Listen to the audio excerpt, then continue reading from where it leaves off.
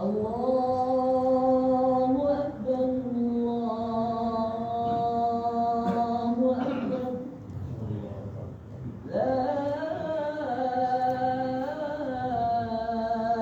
ilaha illallah.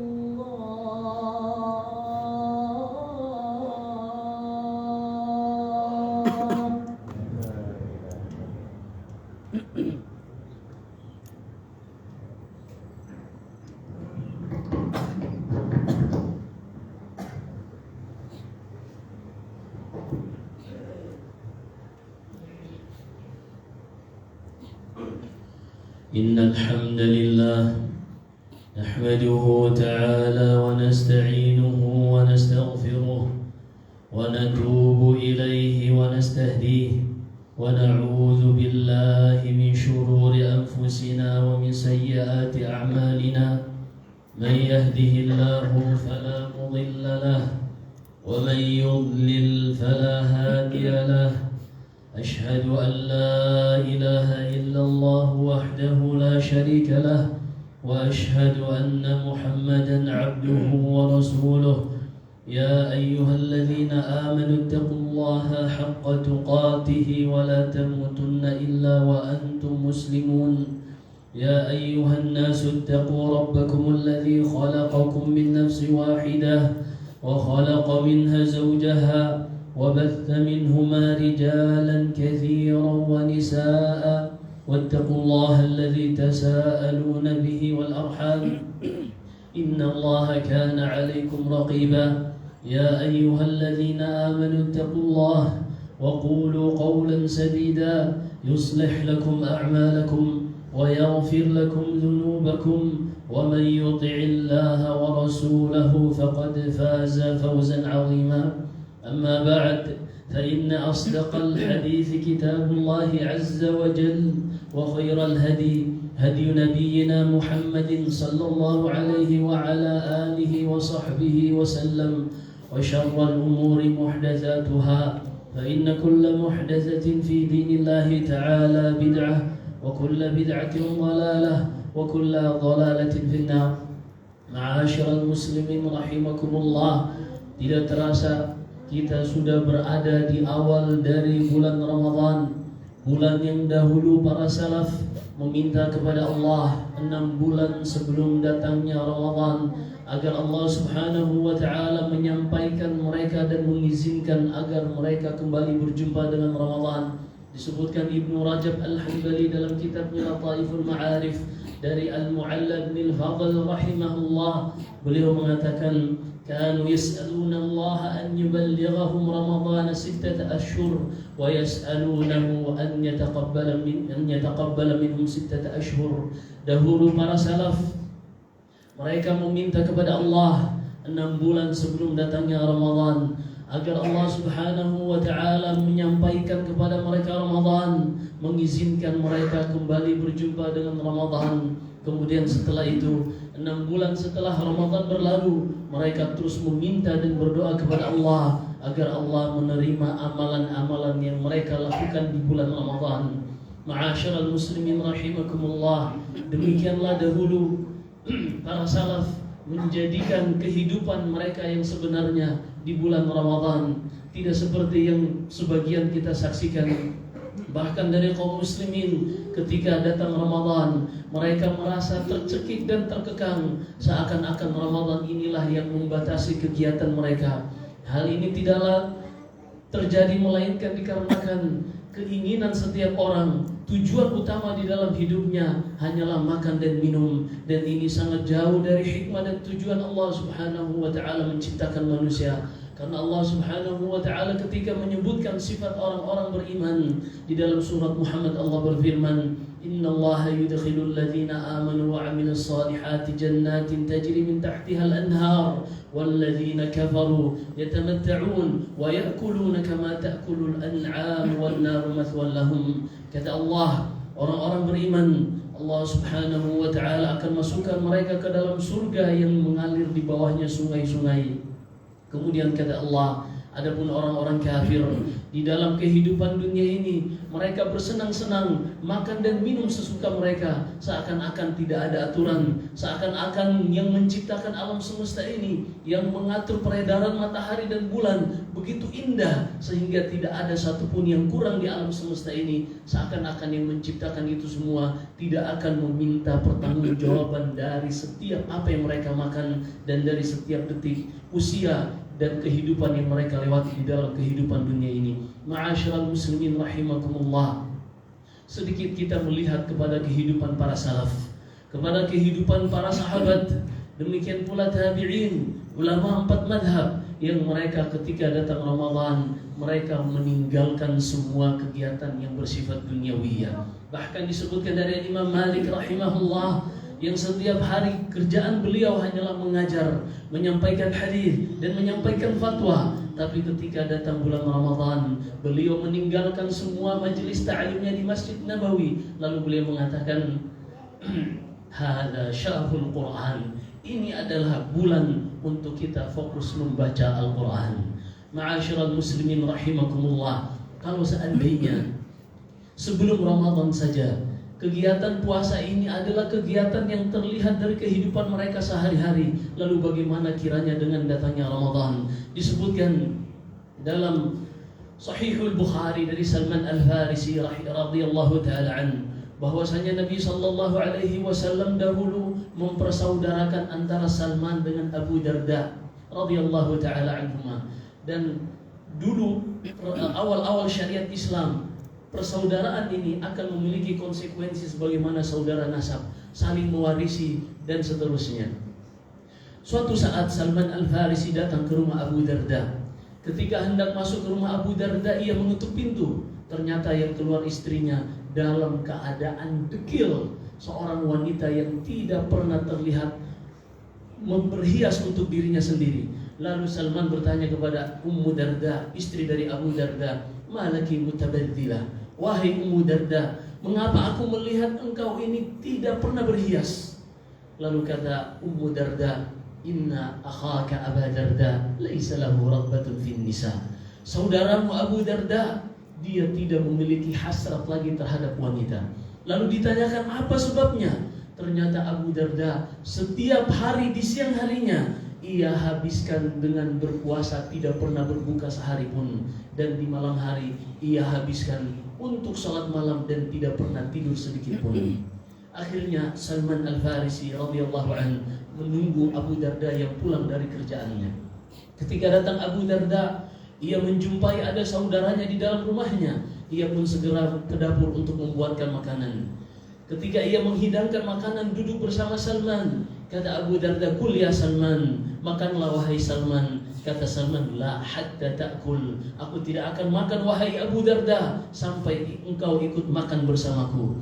Lalu kata Abu Darda, "Inni sha'im." Wahai Salman, aku sedang berpuasa. Kata Salman, "Kul ya Abu Darda." Makan wahai Abu Darda. Akhirnya Abu Darda pun makan untuk memuliakan saudaranya ini dan berbuka dari puasanya pada hari itu. Kemudian ketika di malam hari Salman meminta izin untuk menginap di rumah Abu Darda. Di ruangan yang sama ia menginap bersama saudaranya ini. Ternyata setelah selesai sholat Isya, Abu Darda langsung ingin mengerjakan sholat malam. Kata Salman Al-Farisi, "Nam ya Abu Darda." Wahai Abu Darda, tidurlah. Kemudian tidak lama tidur, Abu Darda kembali bangun. Salman melihat saudaranya yang bangun, mengatakan, "Nam ya Abu Darda." Tidurlah kembali wahai Abu Darda. Sampai ketika berada di penghujung malam, sepertiga malam terakhir, Salman pun mengatakan, "Qum ya Abu Darda, fal'an fasalli." Bangunlah wahai Abu Darda, sekarang lakukanlah sholat malam, sholat tahajud. Lalu kata Salman Al-Farisi radhiyallahu ta'ala an, "Inna li rabbika 'alaika haqqan wa li nafsika 'alaika haqqan wa li ahlika 'alaika haqqan fa'a'ti kulli dhi haqqin haqqahu." Wahai Abu Darda, sesungguhnya pada dirimu ada hak Allah yang harus engkau tunaikan, yaitu ibadah. Dan pada istrimu dan keluargamu ada hak yang harus engkau tunaikan. Istrimu butuh kepadamu, baik itu nafkah yang sifatnya jasmani maupun yang rohani. Kemudian yang ketiga, wali nafsika 'alaika haqqa, dan bagi dirimu ini ada hak yaitu tubuhmu butuh untuk beristirahat, butuh untuk tidur, dan butuh untuk berbuka. Fa'ati kulladhi haqqin haqqahu, maka berikanlah setiap pemilik hak haknya yang telah ditentukan porsinya masing-masing. Keesokan harinya Abu Darda dan Salman mendatangi Nabi Shallallahu Alaihi Wasallam. Lalu Abu Darda menceritakan seakan-akan Salman menghalangi dia dari beribadah.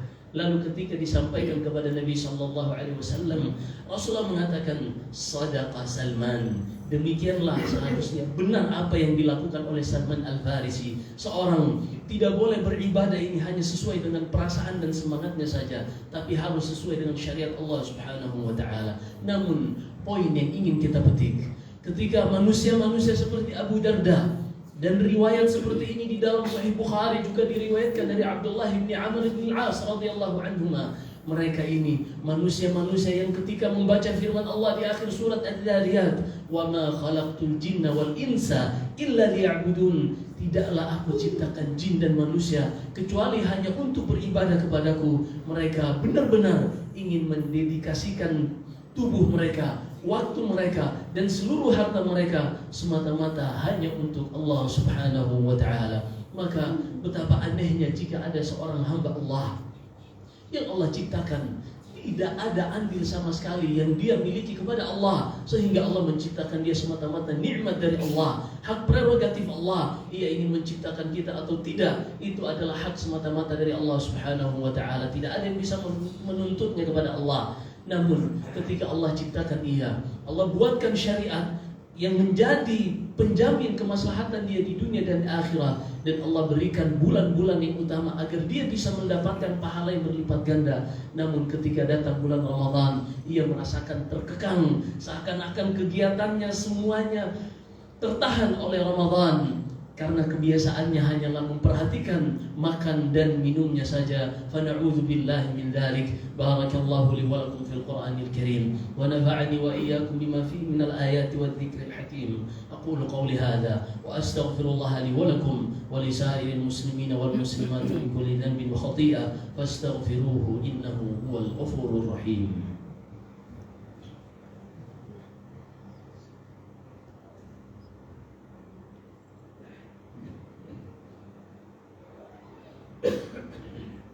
Alhamdulillahi Rabbil Alamin, wabihi nasta'inu ala umuri dunya wad din. Ashhadu an la ilaha illallah wahdahu la sharika lahu waliyus salihin, wa ashhadu anna Muhammadan abduhu wa rasuluhu as-sadiqul wa'dil amin. Salawatullahi wa salamuhu alaihi wa ala alihi wa ashabihi ajma'in, wa man tabi'ahum bi ihsanin ila yaumiddin. Amma ba'd. Fama'asyiral muslimin rahimakumullah.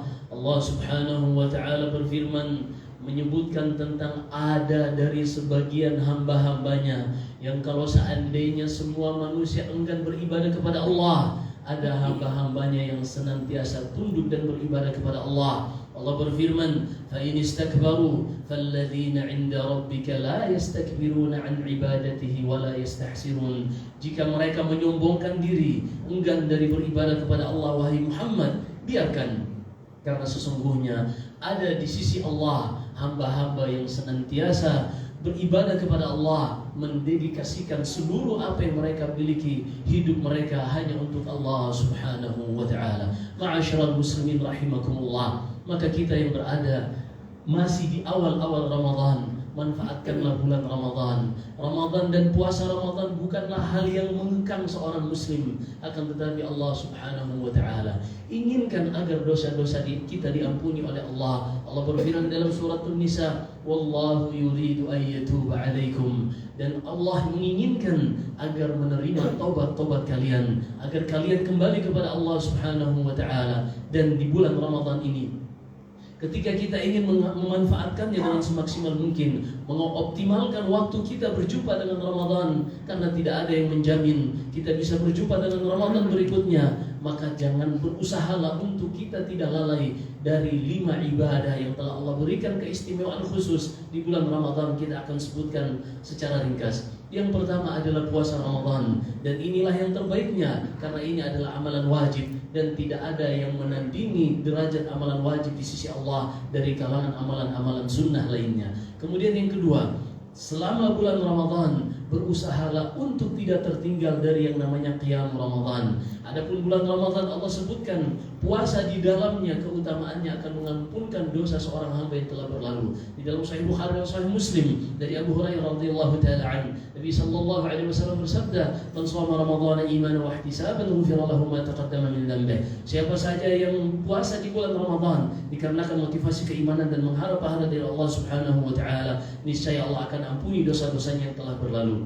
Kemudian ibadah yang kedua adalah qiyam Ramadan, salatul tarawih. Maka berusahalah untuk tidak ketinggalan sedikit pun dari salatul tarawih. Karena Nabi sallallahu alaihi wasallam bersabda dalam Sahih Bukhari dan Sahih Muslim dari Abu Hurairah radhiyallahu taala an, kata beliau, "Man qama Ramadan imanan wa ihtisaban ghufira lahu ma taqaddama min dhanbihi." Siapa saja yang salat malam tarawih di bulan Ramadan dikarenakan motivasi keimanan dan mengharap pahala dari Allah Subhanahu wa taala, niscaya akan diampuni dosa-dosanya yang telah berlalu. Dan dalam Sahih Bukhari dalam hadis Abu Hurairah, khusus di malam Lailatul Qadar, kata Nabi sallallahu alaihi wasallam, "Man yaqum Lailatul Qadri imanan wa ihtisaban, ghufira lahu ma taqaddama min dhanbihi." Siapa saja yang salat khusus di malam Lailatul Qadar dikarenakan motivasi keimanan kepada Allah dan mengharapkan pahala darinya, niscaya akan diampuni dosa-dosanya yang telah berlalu. Kemudian ibadah yang ketiga adalah membaca Al-Qur'an.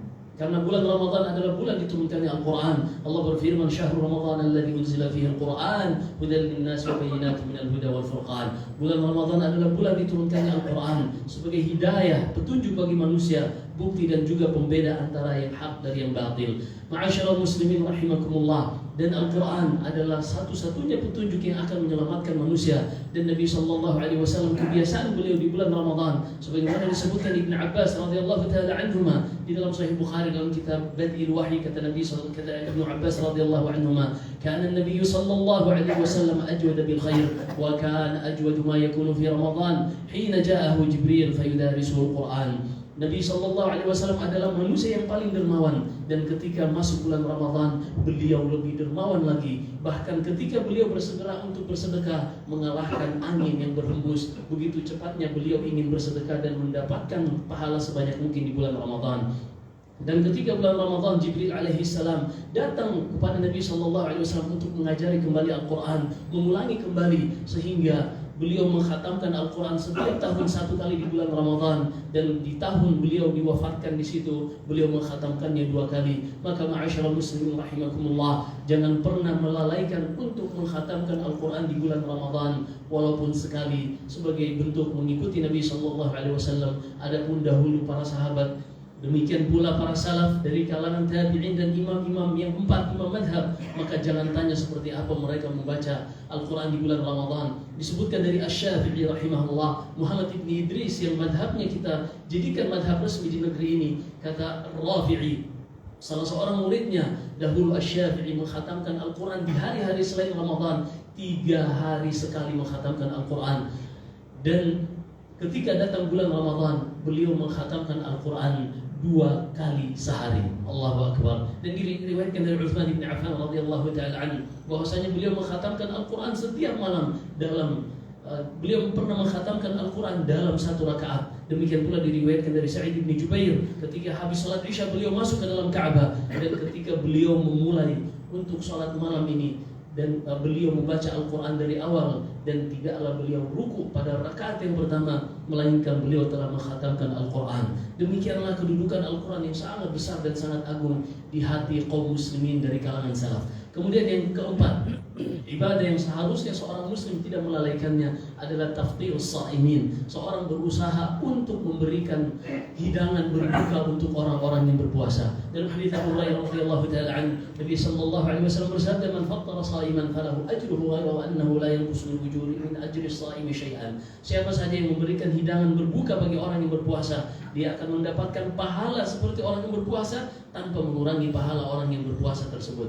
Kemudian yang kelima, jika seorang memiliki kelapangan waktu di akhir-akhir Ramadan, di 10 hari terakhir, maka hendaknya dia berusaha untuk melakukan i'tikaf, sebagaimana Nabi SAW selama hidupnya tidak pernah meninggalkan i'tikaf. Bahkan ketika beliau memiliki uzur untuk i'tikaf di 10 hari terakhir, beliau mengqada'annya di bulan Syawal. Semoga Allah Subhanahu wa taala memberikan taufik kepada kita semua di akhir-akhir khutbah ini kami ingin mengajak bahwasanya Ramadan adalah nikmat dan karunia dari Allah yang Ia masih izinkan kita untuk mendapatkan nikmat tersebut. Bayangkan dahulu para salaf memintanya 6 bulan sebelum datang Ramadan agar mereka diizinkan berjumpa dengan Ramadan. Kenapa? Karena Nabi sallallahu alaihi wasallam bersabda dalam Sahih Bukhari yang diriwayatkan An-Nasa'i rahimahullah, kata Nabi sallallahu alaihi wasallam, "Raghima anfu mri'in adraka Ramadan thumma salakha wa lam yughfar lah." Sungguh sangat celaka seorang manusia yang ketika berjumpa dengan Ramadan Allah masih mengizinkan ia bertemu dengan Ramadan, tapi Ramadan ini berlalu namun tidak diampuni dosanya sama sekali. Karena idealnya seorang muslim ketika berjumpa dengan Ramadan, ketika Ramadan ini berakhir ia keluar sebagaimana ibunya baru saja melahirkannya tanpa dosa.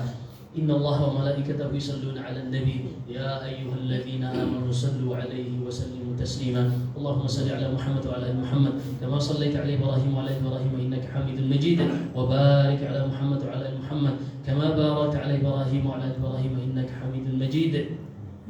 Allahumma ighfir lil muslimina wal muslimat wal mu'minina wal mu'minat al ahya'i minhum wal amwat إنك سميع قريب مجيب الدعوات. اللهم أعز الإسلام والمسلمين وأذل الشرك والمشركين ودمر أعداء الدين وانصر عبادك الموحدين. ربنا هب لنا من أزواجنا وذرياتنا قرة أعين واجعلنا للمتقين إماما. اللهم سلم لنا رمضان وسلمه لنا وتسلمه منا متقبلا. اللهم اغفر لنا ولإخواننا الذين سبقونا بالإيمان ولا تجعل في قلوبنا غلا للذين آمنوا ربنا إنك رؤوف رحيم. اللهم اقسم لنا من خشيتك ما تحول به بيننا وبين معصيتك ومن طاعتك ما تبلغنا به جنتك ومن اليقين ما تهون به علينا مصائب الدنيا ومتعنا بأسماعنا وأبصارنا وقوتنا أبدا ما أحييتنا. اللهم اجعله الوارث منا واجعل ثأرنا على من ظلمنا وانصرنا على من عادانا ولا تجعل الدنيا أكبر همنا ولا مبلغ علمنا ولا إلى النار مصيرنا واجعل الجنة هي دارنا. ربنا آتنا في الدنيا حسنة وفي الآخرة حسنة وقنا عذاب النار. عباد الله إن الله يأمر بالعدل والإحسان وإيتاء ذي القربى وينهى عن الفحشاء والمنكر والبغي يعظكم لعلكم تذكرون. واذكروا الله العظيم الجليل يذكركم واشكروه على نعمه وآلائه يزدكم ولذكر الله أكبر والله يعلم ما تصنعون.